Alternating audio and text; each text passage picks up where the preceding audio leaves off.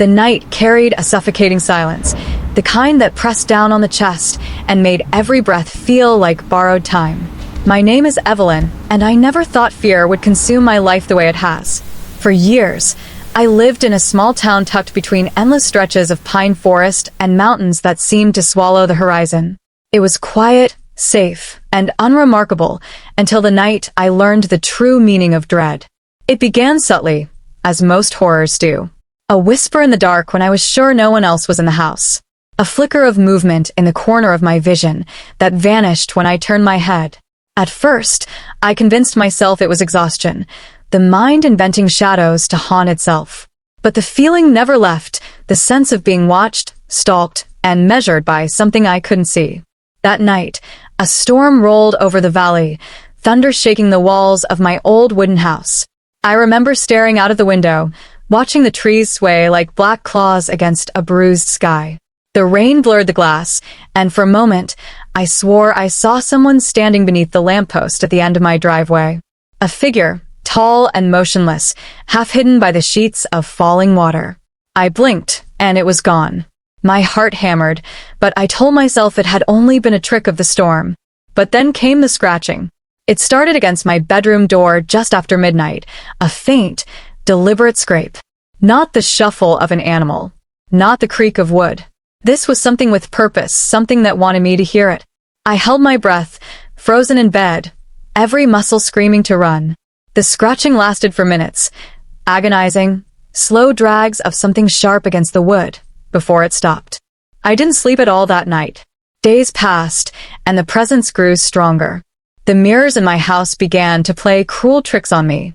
I'd pass by and see my reflection lag, as though it hadn't caught up to me, its lips curling into a smile when mine did not. Sometimes, my reflection's eyes were darker, empty voids that pulled at my soul.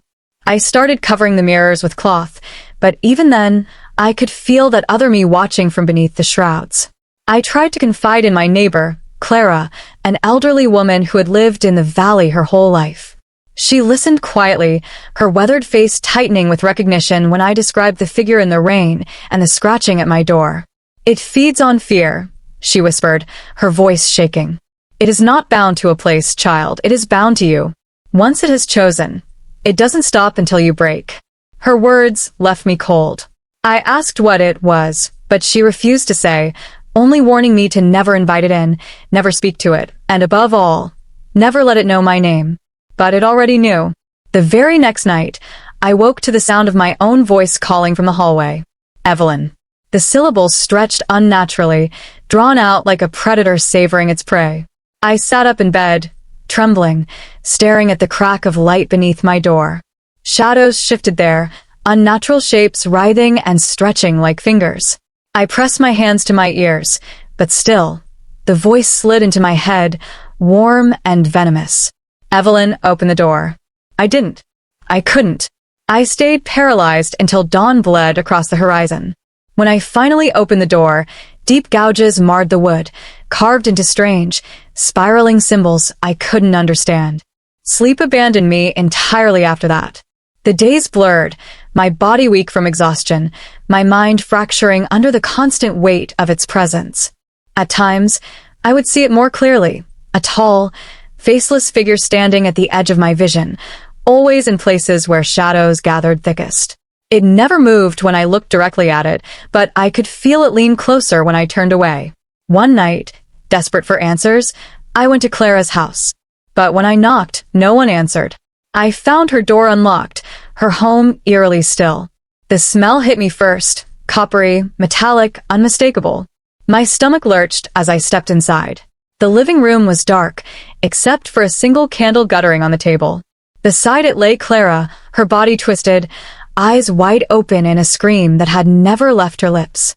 Her walls were covered in the same symbols carved into my door, drawn in what could only have been blood. Something moved in the corner. A shadow peeled itself from the darkness, rising tall and formless. My body screamed to run, but I couldn't move. It didn't need a face for me to know it was smiling. The air grew heavy, pressing against my chest until I stumbled out of the house, my throat raw from silent screams. From that night forward, it no longer stayed in the corners. It followed me openly. I'd wake to find it standing at the foot of my bed, unmoving, its presence thick as smoke in my lungs.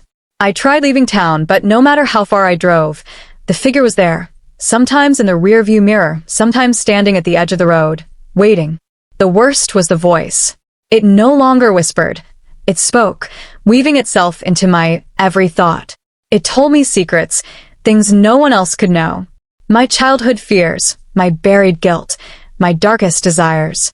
It fed on my shame, my sorrow, and with each confession, I felt it growing stronger. I began to understand what Clara meant when she said it fed on fear. The more I trembled, the more power it seemed to gather.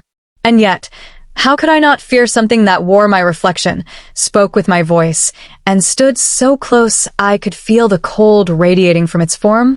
I stopped leaving the house. I stopped answering calls. My world shrank to the 4 rotting walls of my home, where the air was thick with dread and silence carried weight. My reflection no longer waited behind mirrors. It followed me through the rooms, stepping out of walls, mocking me with a smile I could never make. And now, as I write this, it is behind me. I don't need to turn to know. The air is frozen, and the scratching begins again, this time, not at the door, but against my skin. I feel its claws pressing into my shoulder, guiding me, urging me to finish the story. It wants you to read it. It wants you to know. And when you do, it will know your name too.